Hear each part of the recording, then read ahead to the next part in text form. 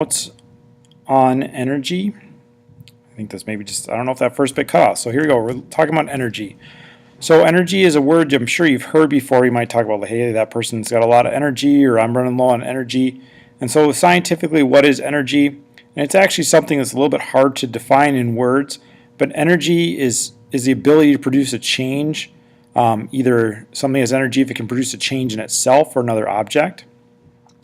We know from scientific studies that energy is something that has to be conserved. What conservation means is that you can't create it or you can't destroy it. So like a power company doesn't make energy, you don't use energy up. All that we do is we transfer energy from one thing to another. So we already looked at in lab how we just take energy and we take it from the source and we put it into a receiver. Okay. Energy comes in different forms. And so we're going to be the main forms that we'll be looking at in this class. And there are other forms beyond this, but mainly what we're going to be studying is first kinetic energy, or what we referred to already today as motion energy. And kinetic energy is energy that an object has because of how fast it's moving. And actually, if you're going twice as fast, then you have 4 times as much energy. So that's kind of like why, when you look at speed limits and stuff, as you go faster, the accidents can become much, much worse at higher speeds, because it's not like it's twice as bad when you're going twice as fast. It's actually, in some ways, you can think of it as being 4 times as bad, just because you have so much more energy and it takes so much more force to stop you. Then we look at another type of energy we'll be using in this class. We'll be looking at potential energy, which is energy that's stored in some fashion, a lot of times because of where you are. So we could look at gravitational potential energy.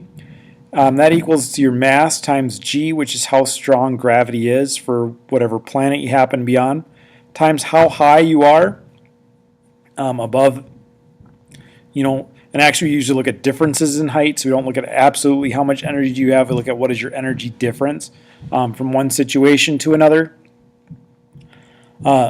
So basically with gravitational energy, the higher you are, the more energy you'll have. We can look at spring energy, which the X in there is how stretched the spring is, not how long it is, but how stretched it is.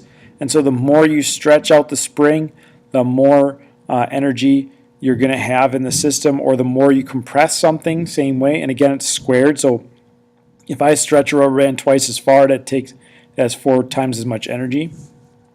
And the last one is thermal energy, which a lot of times people refer to as like heat, but heat is actually thermal energy moving from place to place. So and thermal energy is related to the temperature of the object, and it's associated with how much individual particles are moving. So we'll be talking a lot about energy going to become thermal energy. Other forms of energy that are going to come up is chemical energy, which is the energy that's stored in chemical bonds. And for this type of energy, mainly we'll be using this is when we're trying to diagram things. We're looking at, well, you got energy that's starting in a battery, or energy that's starting in your muscles. What kind of energy is that? And that's chemical energy, because it's being stored in chemical bonds inside either that battery or muscles or what have you. When we look at, we're going to be calculating like energy, moving from one place to another, and just to tie in what we've learned about to what we're doing now.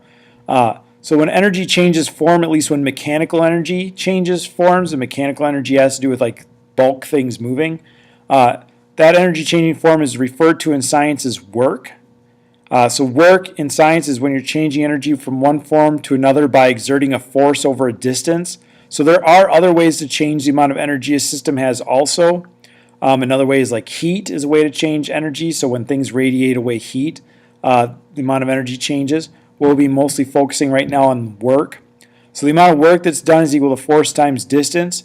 And just, I didn't mention it, work is measured in joules, and so are all the other energies. So we'll work tomorrow. We'll do some calculations together and show how this all comes together. I didn't have time to put together a lot of examples and stuff, but the examples is probably better to work out together in class anyway. So we'll do that tomorrow. The last thing that I want to mention is power.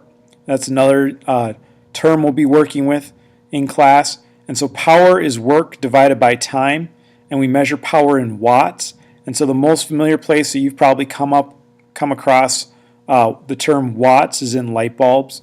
And so that'll tell you how fast those light bulbs are using energy. So the higher the watts, the higher those light bulbs use energy.